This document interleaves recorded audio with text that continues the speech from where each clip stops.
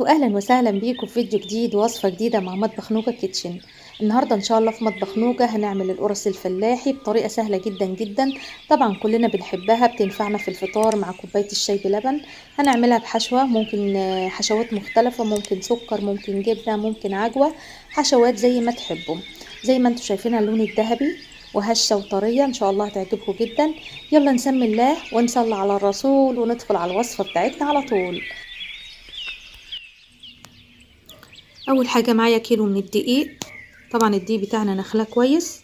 ومعايا كمان كيس خميره فوريه، الكيس ده حوالي معلقه كبيره. ومعايا لبن اهوت، واخده كوبايتين اتنين بس حسب ما العجينه تحتاج معايا. ومعايا كوبايه زيت، ومعايا كوبايه لبن رايب ممكن تستبدليها بعلبه زبادي. ومعايا معلقتين اتنين سكر حبيبات، وكمان معلقتين اتنين كبار لبن بودر. اللبن بودر ده اختياري بس هو بيدي طعم كويس. ومعايا